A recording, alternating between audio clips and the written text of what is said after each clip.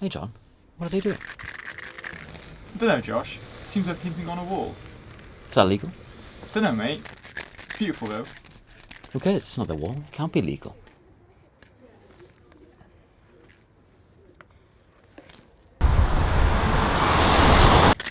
Street art, tags, graffiti. How do you define this or that? Is this legal? Should this be legal? All sorts of questions arise from these murals and the public is divided. Green councillor Daniela Radice wants a different attitude to street art. We have this really difficult tension in Bristol because while on the one hand we celebrate our street art culture, at the same time we have the sort of concomitant problem of tagging, which is basically people who go around the city scrawling things all over the place, on signs, on shop fronts, on buildings, and that just really makes people feel really uncomfortable.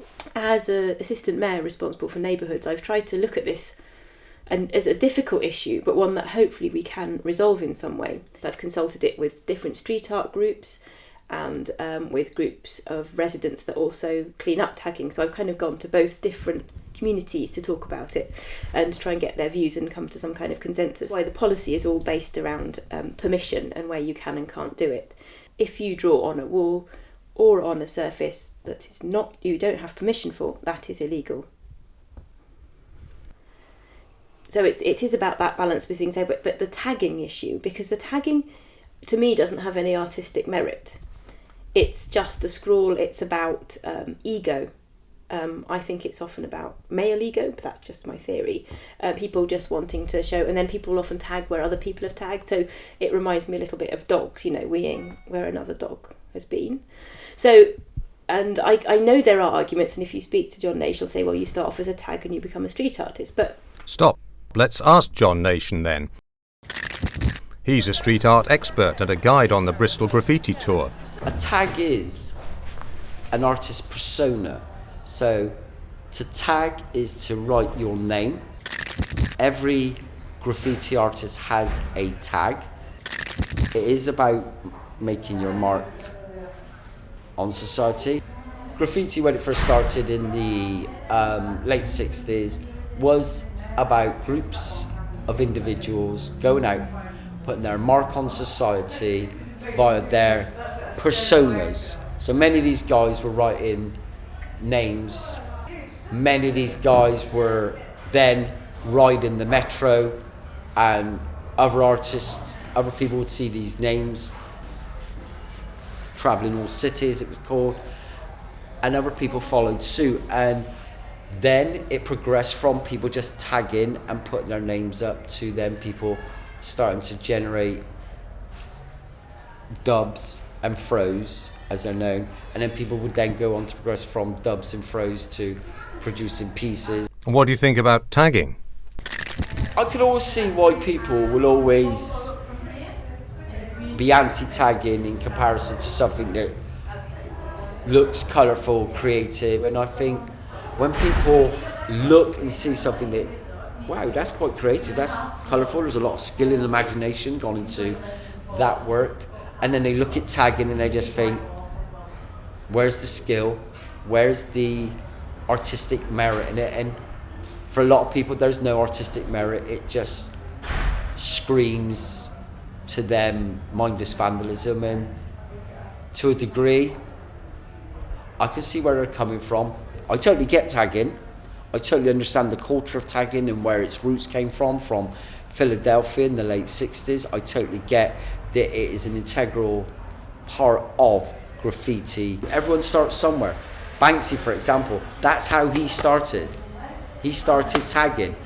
He then went on to produce graffiti art, and then from graffiti art he then went on to produce his stencil art, and then from his stencil art he then started to produce political social commentary art.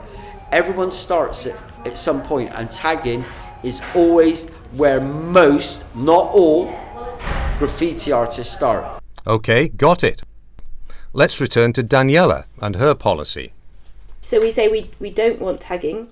We encourage legal street art on buildings where we like it. When we get the policy developed, is to say, this place is illegal, but nowhere else. So if you, because if you're tagging somewhere, say, I thought it was a legal wall, we can point to the policy and say no, because the legal wall is clearly defined. If you look at most of the commission street art, it's on private houses, it's on shop fronts, it's on pubs. So it's something that a lot of people like to have on their houses, and they go and ask an artist to do it, and sometimes they're very happy to do it just for the cost of the paint. So there is a culture of people giving permission for their houses to be decorated. There's one just up the road from me. Legal walls where the council wants them and permission every time. How does that sound to street artists, people like Stewie and Angus? Stewie prefers to remain anonymous. What does he think about having designated areas for street art? I don't think just having 2 streets in Bristol where you're only allowed to do graffiti,